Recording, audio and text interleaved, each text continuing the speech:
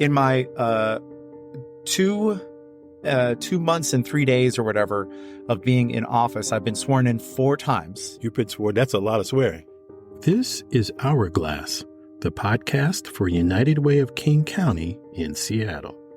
Up next, James Lovell tells us how he spends his time serving communities as Chief Community Development Director of the Chief Seattle Club and as a newly elected member of SeaTac City Council. I'm your host, Joe Burris. Thanks for tuning in. Ever notice how in recent years we don't find out the final election results on election day? Often we must wait for days before discovering whether our candidate of choice has won. And if you think it's bad for us, imagine being the candidate. Just ask James Lovell. During the last November elections, he jumped out to an early lead in the race for SeaTac City Council Position 5, only to fall behind days later. Ultimately, James retook the lead and never looked back. He now serves on a council that governs a town of 32,000 people and serves Seattle-Tacoma International Airport. Many folks know James for his work at Chief Seattle Club, an Indigenous-led housing and human services agency. James oversees the development of resources for the club, including fundraising, grant writing, and policy and advocacy work.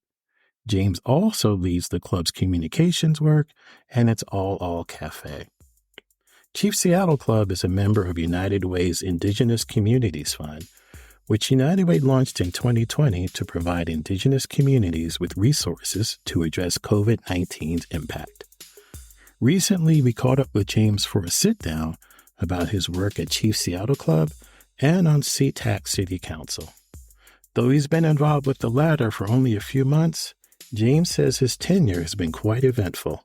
By way of introduction, I'll share with folks, yes, James Lovell, and my full-time job is with the Chief Seattle Club. I'm the Chief Community Development Officer there. I'm enrolled in the Turtle Mountain Band of Chippewa Indians from Belcourt, North Dakota. Born and raised here in Seattle and have lived in King County my whole life. Moved to SeaTac 14 years ago and took office on November 28th. So the election was, November 7th? Mm-hmm. Was election day and started out a little bit above and then the next day dropped below in votes. And it took a couple days, but then got far enough ahead that felt pretty confident that I was going to win. So the city staff reached out and they said, hey, we'd like you to come get sworn in. And I said, well, should we maybe wait until the election is certified? And they said, well, absolutely. But here's the thing. The election is certified on November 28th. And the city council meeting that we need you at is November 28th.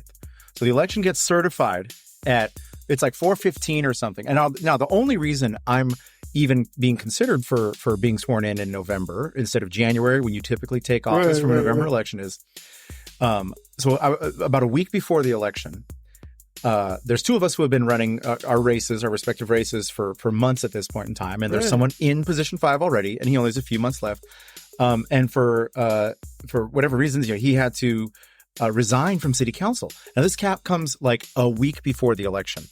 And we're in a low information city where we don't have things like the Seattle Times or the Stranger or really anyone covering the election really closely. We don't have debates or anything. So we're in a pretty low information zone as far as publicly available information about politics and candidates.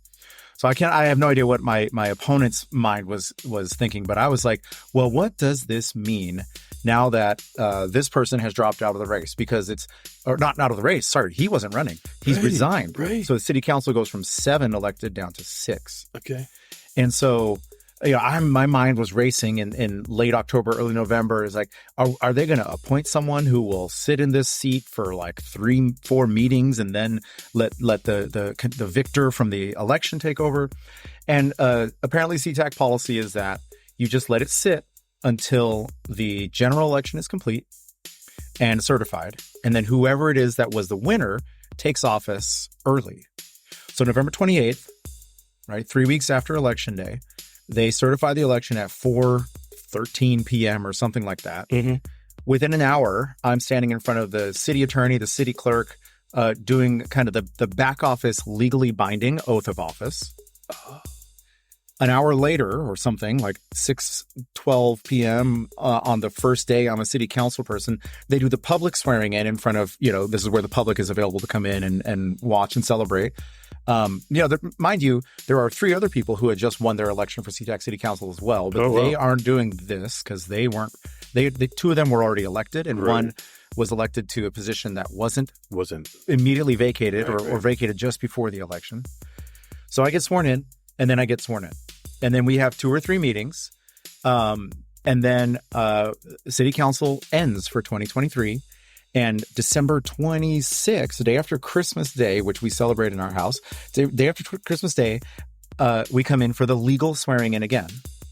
Because now the first swearing in was to finish the previous term. The previous term, okay. So now we're getting forward with my actual 4-year term. So we do the legal swearing in December 26th, and I get sworn in again on January 9th in the public ceremony that friends and family come into. So in my 2 months and 3 days or whatever of being in office, I've been sworn in 4 times. You've been sworn. That's a lot of swearing. Yeah. Well, and I swear a lot in my daily life, which I've got to work on as well.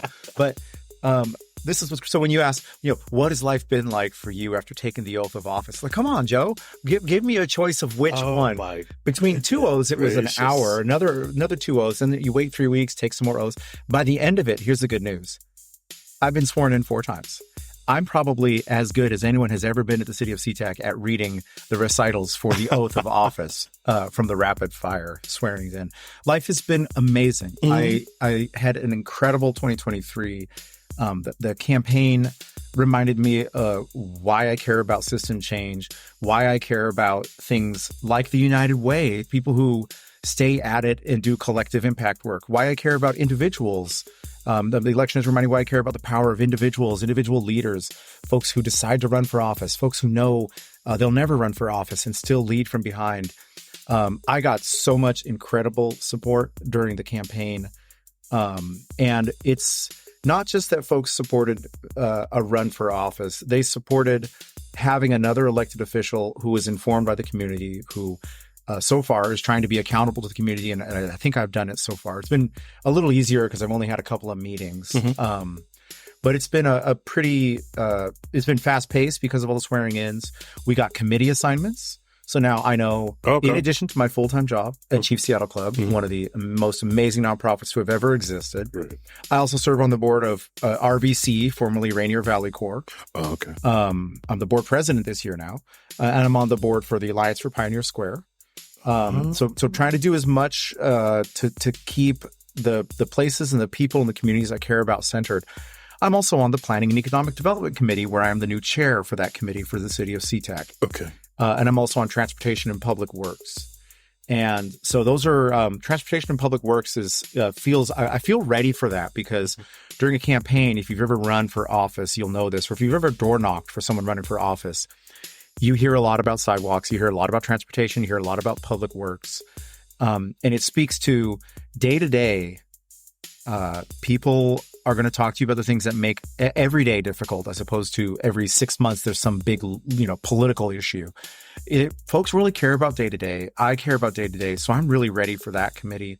Planning and economic development is one that I was really hoping for, because a lot of what we do in the nonprofit sector, right, is we are planning. A lot of folks think we're responding to the ills of society, but especially on the fundraising side, we are planning, how can we keep this organization financed? How can we support our leadership, our board, our executive director? What are the kinds of grants and structures our organization needs to take over the next 10 years? How can we serve our program team? So it's all about planning and financing. And then economic development for the city of SeaTac. We're at a really rich part of the city's history. We've got a pretty solid relationship with our businesses, many of which are oriented around the port, the airport in the SeaTac. So we have a really large hotel footprint. Lots of amazing small businesses that are going to feature more prominently than they have in the past, I think, because of the age of the city. We're now 30. We're founded in 1990 or 91, so we're 30-some years old, and really ready to take off as this expansion of strong partnership with the airport and the Port of Seattle, strong partnership with the rest of South King County, and let's figure out what the economic future of SeaTac looks like beyond being a through point for other places, because it's really an incredible city. You and the Chief Seattle Club has just done remarkable work along the lines of addressing the issue of homelessness in this city. And so I wanted you to, because we've done a lot of work with you, but I want you to just talk about, you know, just how Chief Seattle Club has taken steps to address that. So I'm going to shift hats here then. I'm kind of setting aside James Lovell, SeaTac City Council member, position 5, sworn in 4 times in 4 times 38 days or something like that. 4 times sworn. So I've been at Chief Seattle Club for about 3 years, just under 3 years. And my family grew up here in town, and a lot of family coming in and out. And, you know, Native people are very overrepresented, and a disproportionality is staggering in homelessness. In the 50s, Native people were relocated somewhat forcibly, you know, kind of like false incentives and promises. If you leave the reservation and come to the cities, you'll have housing and education and healthcare and all these things. So folks travel, like my mom and her family travel, 1,500 miles to Seattle. They actually relocated initially to Tacoma. But they travel to these urban centers far from their reservations where there's Indian Health Service and tribal housing. And oftentimes the resources would just never materialize. Not oftentimes, very rarely did resources materialize. Right. So organizations like the American Indian Women's Service League, really, those women really set the stage for what this kind of, it's not pan-Indian, but what like urban Indian identity would look like, where we work together, we help, we hold on to the things that make us unique, beautiful tribes, but we still work together on behalf of all Native people. Right. And that's around the time that 1970 was actually, and if my data is correct, which would be a first, I think March of 1970 was when the United Indians of All Tribes Foundation, the Chief Seattle Club, and the Seattle Indian Health Board were all founded in that same month of the same year. So it's really, it's the mass migration in the 50s and the 60s that got Native people to urban centers far from resources. It was the mobilizing by American Indian women who laid the foundations that other leaders were able to take and move forward. And the club wasn't really the biggest of these organizations. I call them the 1970s. I don't think anybody else calls them that.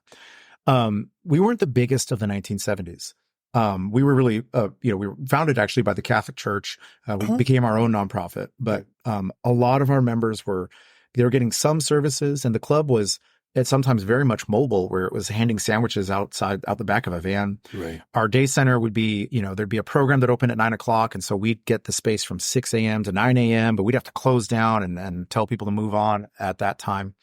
We got our own day center in 2004, but then remodeling and everything, I think 2006 is when our day center opened in Pioneer Square, just south of the Smith Tower. Stayed that way for a long time. And leadership at Chief Seattle Club, our executive director, Derek Belgard, and our previous executive director, Colleen Echohawk, they really set the vision for what this could look like for the club and our board, right? And said, we're going to do our own housing. Native people were not staying in other housing. Our housing team could get them into units and apartments, but it's a lonely world for Native people. And it's hard for Native people to be the one out of 150 people in a building, and there's a lot of ostracizing and weird pariah stuff that happens with Native people, especially ones who, I'm always careful with how I say this. I'm Native, I'm enrolled, I'm really proud of that. I'm also white presenting, and I'm male, and so I walk through the world with a heck of a lot of privilege. Not all Native people had that, actually relatively few. And so Native people, as we know, skin color has people treat people with darker skin really badly. Tell me about it. Throughout all of history. Yeah, I'm preaching to the choir. But it's really hard on our Native homeless folks particularly. There's all these visible things that make them stand out. And so it's really tough. So they weren't staying in other people's buildings. There was no culturally responsive approach to their recovery, to their trauma, to all the things that made their coping mechanisms necessary. Oftentimes that was alcohol and drugs.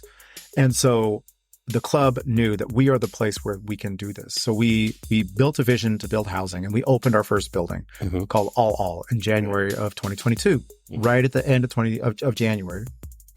80 units, and it's permanent supportive housing. So it's 24/7. We have staff there 24/7. We have case managers for the staff. We have program managers for the building. They oversee everything in the building. We also have launched a traditional mental health worker model where these are not licensed clinical mental health workers. These are lay counselors who are Native people with a real deep background in Native culture and traditions. These are folks who have gone to their ceremonies their whole lives, folks who have fought through a lot of the challenges it takes to hold on to a culture that was illegal in many ways and shapes, right? Native American Religious Freedom Act was 1978. Parts of our religion were illegal up until 78. Our arts and crafts were not ours until 1990 with the American Indian Arts and Crafts Act. I'm probably getting the title wrong on that. Other people could make Native art and say, this is a Tlingit piece. This is a Ojibwe piece, even if the artist was not that way. And it's not a perfect act. None of these are perfect acts, but they've given us places to start the conversation. So since our identity was effectively illegal, it's taken this kind of work to bring it back, which is traditional mental health workers who bring culture, who bring language, who bring drumming and singing and medicine and storytelling and coffee conversations and bingo nights, all these things that make people feel whole and seen.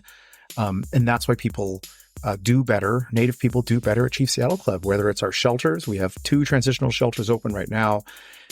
We have our first building, all, which is a Lachute Seed word for home. That was a kind of traditional capital campaign where low-income housing tax credits funded a big portion of it. This incredible group of individual donors and foundations funded a huge part of it. And our public partners came in and supported a lot of it. We've got some vouchers that help us keep running the building, the Department of Commerce, the Office of Housing. A lot of folks are coming in to help us run it because it's like a couple $1 million a year to run a building like this. There's no hyperbole in that. It's millions of dollars a year to run a building like that because of the intensity of the trauma that society put on a lot of Native people and the coping mechanisms that kept people alive for so long and the long-term damage that those things do to your mental health. And these aren't like rehabilitation housing where someone's going to come in, they're going to recover in 20 minutes and get a job and get out of there and go own their own house or apartment. It's permanent supportive housing. We don't expect these people to leave. So we got that building open. And before that building was even open, we were halfway there to opening our second building, and that we'd gotten the funding to do a rapid acquisition, not a capital campaign, a rapid acquisition where one of our public partners, who over time, public partners have been great, but it's taken a lot of policy and advocacy work advocating that if you wait for nonprofits to do capital campaigns and build housing that meets the needs of our people, we're never going to solve this. We need the public system to come in. Yeah. So the public system, these are just phenomenal programs, right? There's Health Through Housing from King County. The Office of Housing has used Jumpstart funding. The state of Washington has done great work with this. These funding streams can help to identify and purchase buildings that are already built, market rate buildings, and then we convert them to be safe for permanent supportive housing. And I want to say that again. When a market rate building is built, it is not safe for permanent supportive housing. It doesn't always have cameras, but it doesn't have the spaces for staff to be there 24/7. It doesn't have safe access points. It doesn't have the kind of controls you want to really care for people, the kinds of boundaries that show up when you really love someone and want to take care of them. So our tenants still they have a lease, and they're quote technically renters. They have all the freedoms that are granted and the rights that are granted under the fair housing and everything.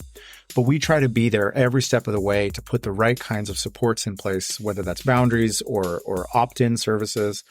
And so our second building opened in last year. We opened 2 buildings. One was called Goldfinch, which was through Office of Housing support and State of Washington support.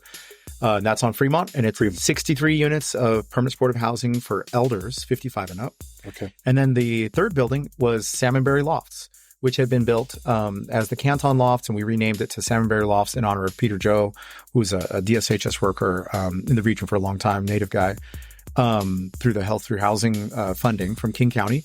Great partnership there. And we've got 76 units there, permanent supportive housing. And that's where my oldest brother lives now to this day. He came in through our shelters. He'd been on the streets for a long time, real heavy usage. Was not confident that he would survive and make it to 50, which he did back in June. But he needed the time at our transitional shelter where there was a curfew and where there were some supports we could actually get to him and require him to use to stabilize and to get to the point that when he comes to see me, he's not just asking for money. He's asking for how am I doing? How can we hang out? How can we spend time together? Because that's what it had been for years with him. And I did everything I could, but I knew I wasn't qualified and didn't have the kind of scale of supports to help him. So Chief Seattle Club has made this space where Native people who have got these longstanding traumas and recuperation from trauma challenges have a space where they can transition into permanent supportive housing. Our next building is opening in spring. Okay. It's 120 units. It's up on Lake City Way, just south of city limits, in city limits, but not just on our side. That one is supported, again, by all the major public players. It's going to be operational support is from King County. The building support is from Office of Housing and King County and the state. I mean, everyone's been helping on all these. And the 120 units of permanent supportive housing, you have a bigger footprint up in Lake City Way. And so we can actually have a bit more of an even better and more responsive approach than our other buildings are always able to have. When a building is already built, there's very little you can do to the building envelope, the outside. You can't really add, an atrium or a lobby for connecting with people as they're coming in and out. You got to use the spaces inside. You also don't want to cannibalize a bunch of units to turn them into offices or too many units, because then that's less housing. Right. So there's this balance of how much space can we do this with in a building that was already built not to our specifications. This building, Sacred Medicine House, was built to our specifications with a larger footprint than we had available with all over here. It's going to be our largest and kind of most responsively designed for permanent supportive housing. And it's going to be the same thing, permanent supportive housing, right? This is the tool that we know works. And this is really our executive director, Derek, who has built this model. We bring folks or built out the how we describe the model and how we operate the model is you bring folks to the day center. That's where everything starts. And those are the folks who are still literally unsheltered often. And then we work with them to get into our shelters. And from the shelters, we get the stabilization and the transitional supports so that permanent supportive housing can be most effective. Okay. We have not seen convincing evidence for our housing that pulling someone immediately from the street into our housing has the best outcomes. Yeah. And it is sometimes needed because we need to get people off the street. Right. But if we have enough shelter beds, that 6-week to 6-month transitional period is where the initial stabilization goes. That lets PSH really amplify someone's stability and recovery. They can be native. They can just be amongst community and work with the traditional mental health worker, be a part of the social programs we have. So 4 buildings open and many more to come. Because I think when people are saying, I do really think people, when they say it's rough out there, yes, they're talking about property damage. They're talking about the visible things that make them uncomfortable. But I do think people know that what they're really saying is it's rough on other people out there and they're behaving in a certain way, that we've kind of painted folks into a corner by shutting down every mental health institution we can, by defunding, a lot of the preventative measures that really ought to be there in society. And things that we've had and have had success with in the past, but then the temperature changes on something. Yes. COVID was obviously, that's a little harder to pinpoint the